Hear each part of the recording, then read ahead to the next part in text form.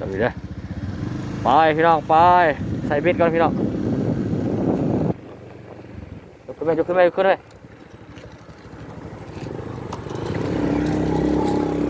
อ๋อบนทางพี่น้องทางไปหาปลา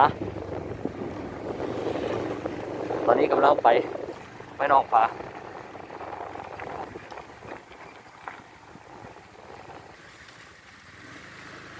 ทางกับเพื่อนพี่น้องหาปูหาปลาเพื่อนหลายพี่น้อง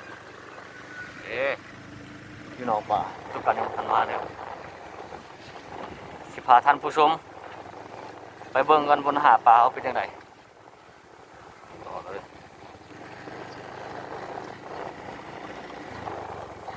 ว่ายสิบล้มว่าทางแล้วท่านผู้ชมทางเพื่อนหลายตอนนี้พอแล้วท่านผู้ชมพอแล้วน้องปลาเตรียมเครื่องมือครบสุดแล้วท่านผู้ชมพอละน้องปลาก็มองใส่ปลาแทบพูนท่านผู้ชมแย่ไปแล้วคุณเขาจะสูมเข้ามันก็คือว่าใกล้ๆเนาะถ้าเราสูมมันก็ไกลเติบเลยคุณเขาใส่เบ็ดกันต่อไหม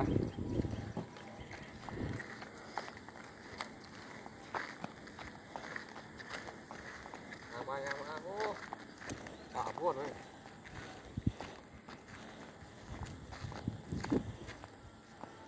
มีหลายอยู่ป่า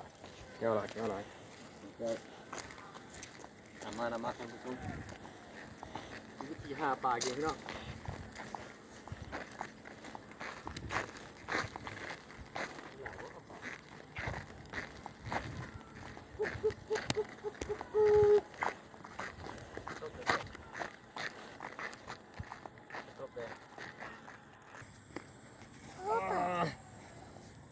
เกี่ยมใส่เบ็ดก่อนพี่น้อง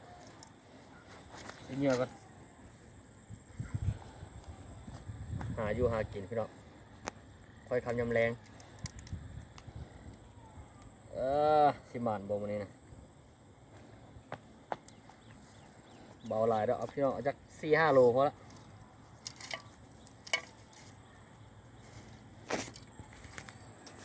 ตามที่กระเดือดตามมาแล้วพี่น้องโอ้ย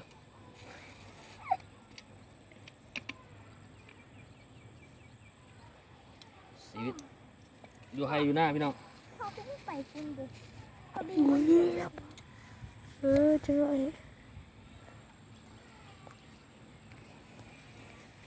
จบเลยท้ายแล้วก็ท้ายที่5 บาท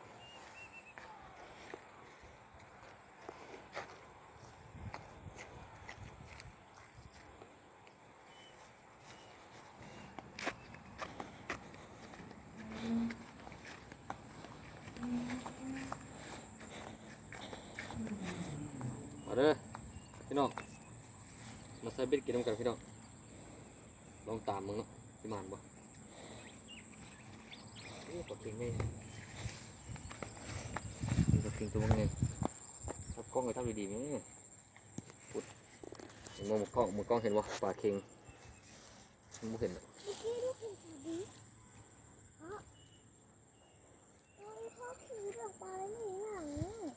ลองให้ท่านผู้ชม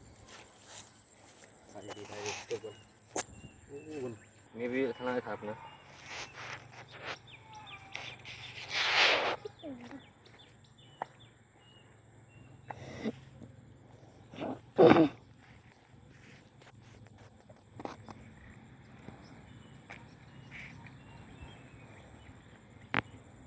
ปลาบักหลายพี่น้องบัวมันจะกินได้ครับบ่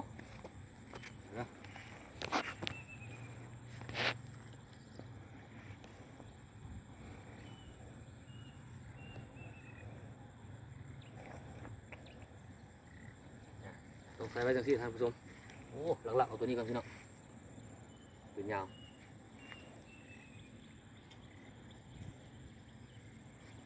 อยู่ให้อยู่หน้าคือเก่า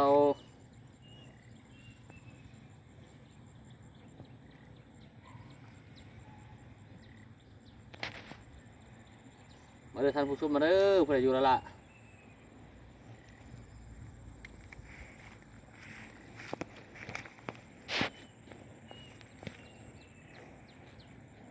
เก่งยังผมจบเก่งตัวพวกนี้ไปไว้สิละ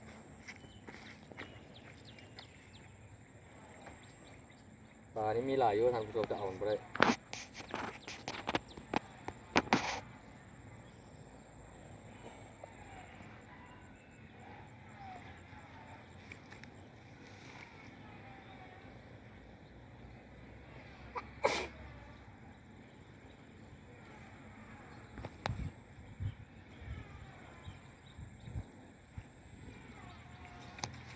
หอยก็หลายพี่น้อง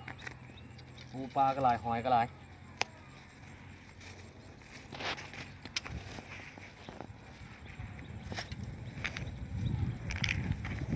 โอ้ขันมันสั้นคน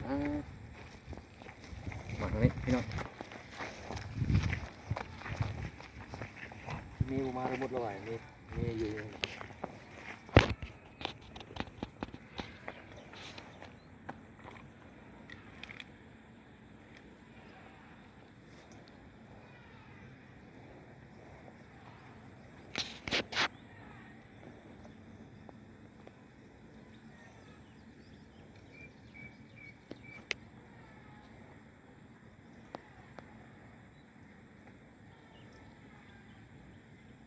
ลึกสั้นคุณท่านผู้ชม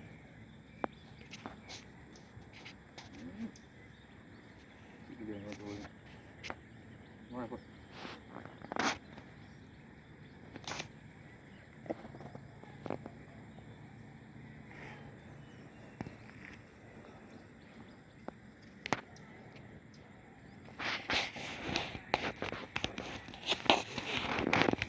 ท่านผู้ชมเดี๋ยวคือ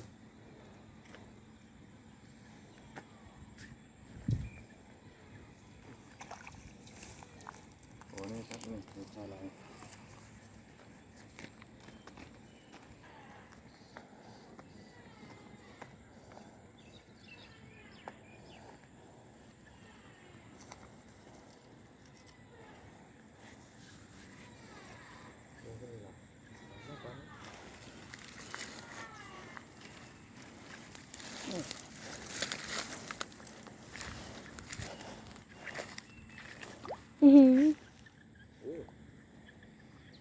หมูกล้องไปไทยมันปัดดิ้นนี่หมูกล้อง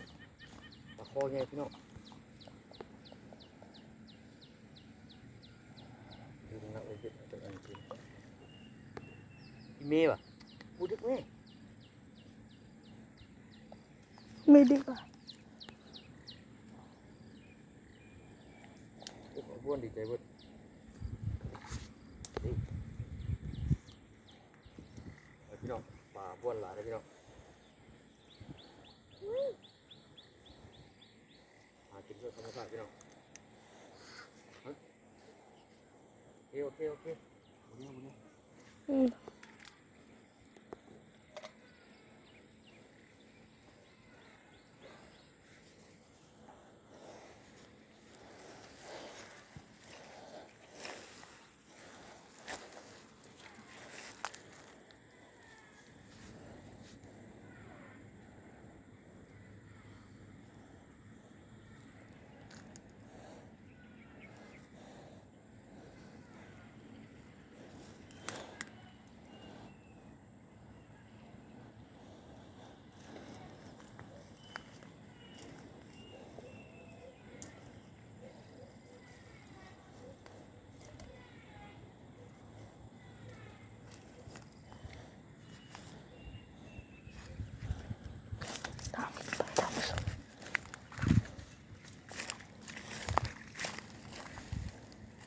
จานปิ่งเอานะ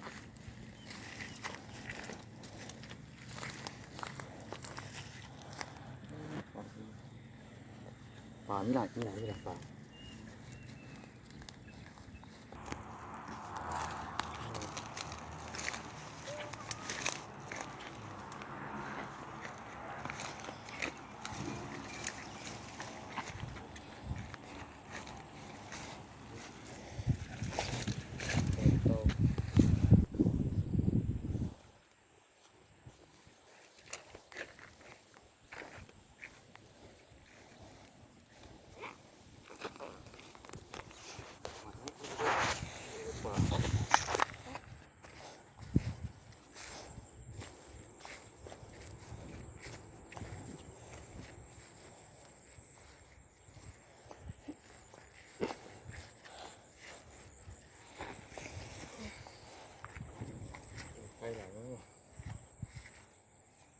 เดี๋ยวท่านผู้ชม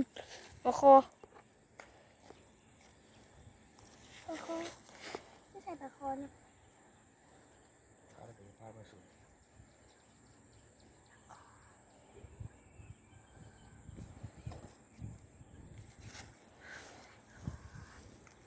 ไม่ใช่ปลาคอนะ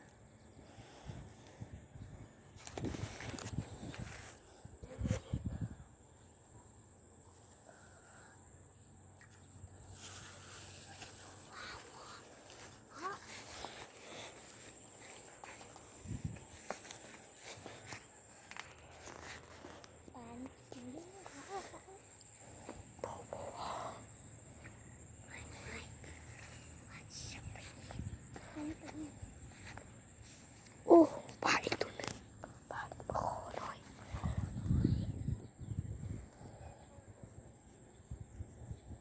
ค่อยไปเลยนี่เป็นโคตรเลย โอ้เห็นด้วยเขาน้อยมันเป็นไก่แห้งเพราะ นี่ตัวใหญ่ตัวนึง นี่หอยกุลปา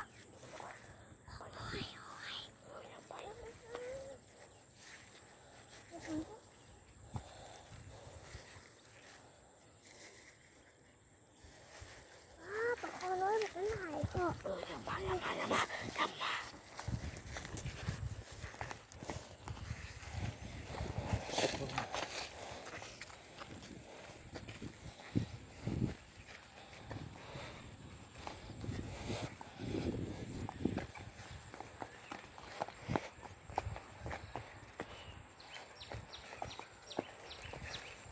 เอามาหากินแบบเบาๆพี่น้องไปเสียงแห้งหลายตัวปลาหนีปลา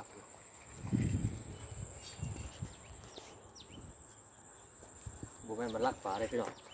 เราต้องค่อยๆอันนี้โอเคปลาหนีปลา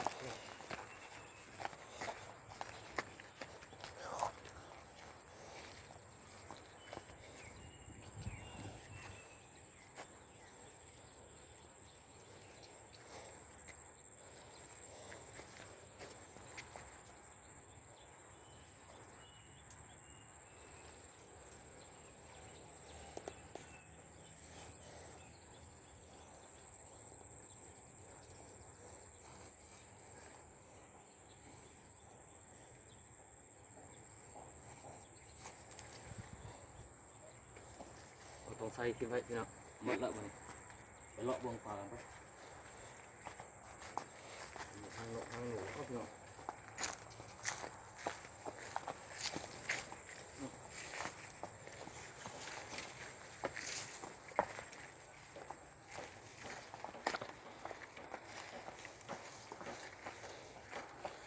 โอ้ยนี่คือมีปลา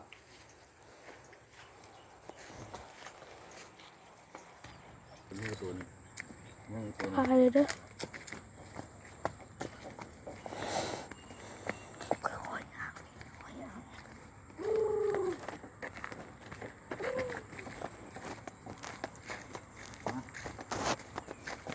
ขอใส่เบ็ดแล้วพี่น้อง